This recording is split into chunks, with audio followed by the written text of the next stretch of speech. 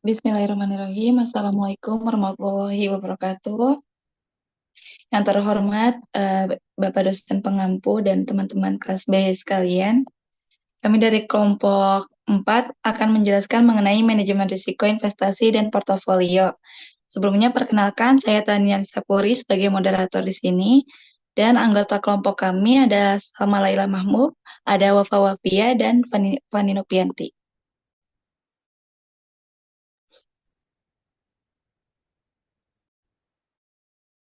Sebelum memulai presentasi kali ini, alangkah baiknya kami ucapkan basmalah bersama-sama terlebih dahulu. Bismillahirrahmanirrahim. Untuk berikutnya, subbab selanjutnya akan dijelaskan oleh pemateri pertama. Untuk pemateri pertama, saya persilahkan. Baik, terima kasih kepada moderator. Untuk materi pertama yaitu mengenai pengertian manajemen risiko investasi, di mana manajemen risiko investasi ini adalah proses mengenal risiko apa saja yang terkandung dalam suatu aset investasi dan mengontrolnya dengan cara yang terbaik. Tujuan akhirnya ini agar investor dapat membedakan risiko mana yang dapat dikendalikan dan mana yang tidak dapat dikendalikan. Nah, kemudian meminimalkan potensi risiko-risiko tersebut dalam portofolio aset. Next. Selanjutnya yaitu mengenai pentingnya manajemen risiko dalam investasi. Yang pertama yaitu melindungi modal, di mana tujuan utama investasi ini adalah untuk mendapatkan keuntungan, namun dalam prosesnya investor juga menghadapi risiko yang dapat menyebabkan kerugian. Nah, manajemen risiko ini dapat membantu investor untuk mengidentifikasi dan mengendalikan risiko tersebut sehingga modal mereka dapat terlindungi. Kemudian yang kedua yaitu meningkatkan peluang keuntungan. Nah, dengan memahami dan mengelola risiko, investor dapat membuat keputusan investasi yang lebih informan dan terukur. Hal ini juga dapat meningkatkan peluang bagi mereka untuk mencapai tujuan keuangan yang mereka harapkan. Kemudian yang ketiga itu menjaga ketenangan pikiran, di mana investasi yang penuh dengan risiko ini dapat menyebabkan stres ataupun kecemasan bagi seorang investor. Kemudian manajemen risiko ini dapat membantu investor untuk merasa lebih tenang dan juga lebih fokus pada tujuan jangka panjangnya. Kemudian yang keempat, membangun kepercayaan investor, di mana manajemen risiko yang transparan dan juga yang efektif dapat membangun kepercayaan investor terhadap perusahaan ataupun lembaga investasi. Selanjutnya, terdapat langkah-langkah manajemen risiko dalam investasi. Yang pertama yaitu menentukan profil risiko. Nah, dalam hal ini beberapa faktor yang dapat digunakan untuk menentukan profil risiko seperti ada usia, tujuan keuangan, dan juga toleransi terhadap risiko.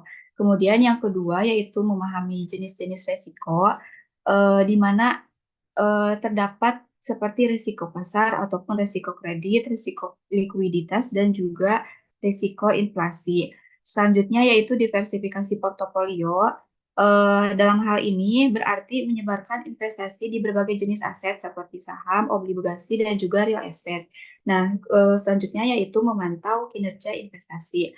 Investor harus secara teratur memantau kinerja investasinya dan membuat penyesuaian sesuai dengan kebutuhan yang mereka rencanakan.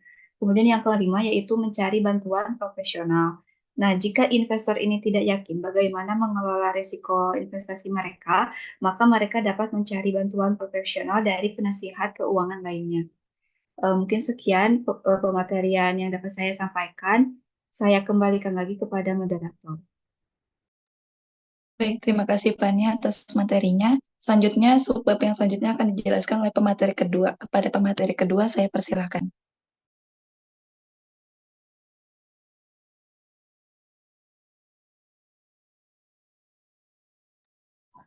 Baik, terima kasih kepada moderator untuk materi selanjutnya, yaitu tujuan dan dasar keputusan investasi dalam portofolio. Untuk yang pertama ada di tujuan investasi. Pada dasarnya tujuan orang melakukan investasi adalah untuk menghasilkan sejumlah uang.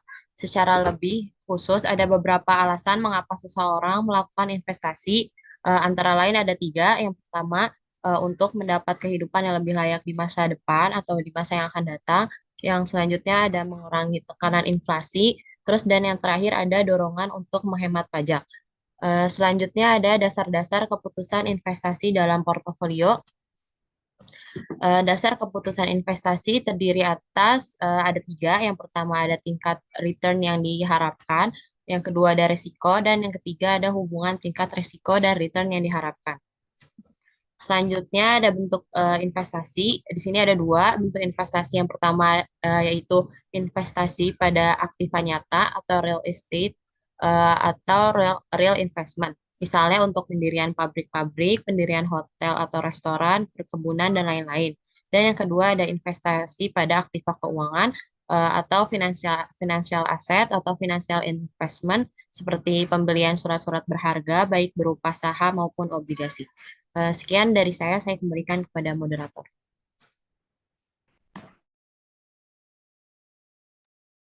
Baik, terima kasih Salma atas penjelasannya. Selanjutnya akan dijelaskan oleh pemateri ketiga, saya persilahkan.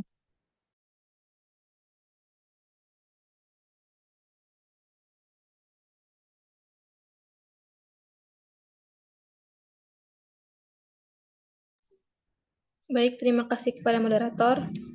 Ini sama next slide.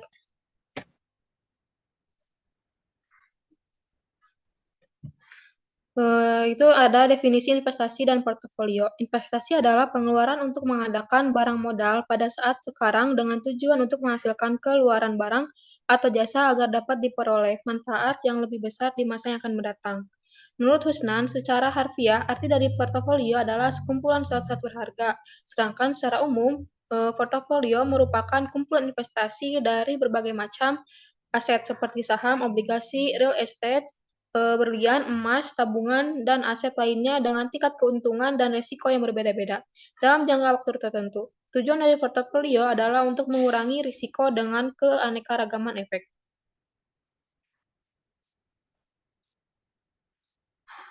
Yang selanjutnya ini ada jenis investasi. Investasi menurut jenisnya dapat dikelompokkan menjadi dua, yaitu investasi pada aktiva real atau langsung, yaitu direct investment, atau investasi ini melibatkan pembelian aset berwujud seperti tanah, bangunan, mesin, atau peralatan untuk tujuan produktif atau mendapatkan penghasilan di masa depan. Contohnya itu seperti membeli profit untuk disewakan, membuka pabrik baru, membeli truk untuk bisnis, transportasi, dan lainnya. Yang kedua ini ada investasi pada aktiva finansial atau tidak langsung atau indirect investment. Investasi ini melibatkan pembelian instrumen keuangan seperti saham, obligasi, reksadana, atau instrumen derivatif. Investasi ini tidak melibatkan kepemilikan aset berwujud secara langsung, tetapi melalui kepemilikan klaim atas aset atau pendapatan perusahaan. Contoh itu seperti membeli saham perusahaan, obligasi pemerintah, unit reksadana, kontrak dana berjangka. Yang selanjutnya ini ada investasi menurut karakteristik atau sifat dan pelaku dikelompokkan menjadi yang pertama ini adalah investasi publik atau investment publik, itu yang dilakukan oleh pemerintah atau sektor publik menggunakan dana dari APBN, APBD, atau sumber pendanaan pemerintah lainnya. Yang kedua ini ada investasi swasta atau private investment, yaitu investasi yang dilakukan oleh individu, perusahaan swasta, atau kelompok bisnis menggunakan dana pribadi atau modal perusahaan. Yang ketiga ini ada kerjasama investasi pemerintah dengan swasta atau public-private partnership, yaitu investasi yang dilakukan kemitraan antara pemerintah dan sektor swasta dalam proyek investasi instruktur atau layanan publik. Dan yang terakhir ini ada investasi kerjasama antar negara atau state partnership investment, yaitu investasi yang dilakukan oleh pemerintah suatu negara di negara lain, biasanya dalam bentuk proyek infrastruktur, energi, atau sumber daya alam. Baik, sekian dari saya kembalikan ke moderator.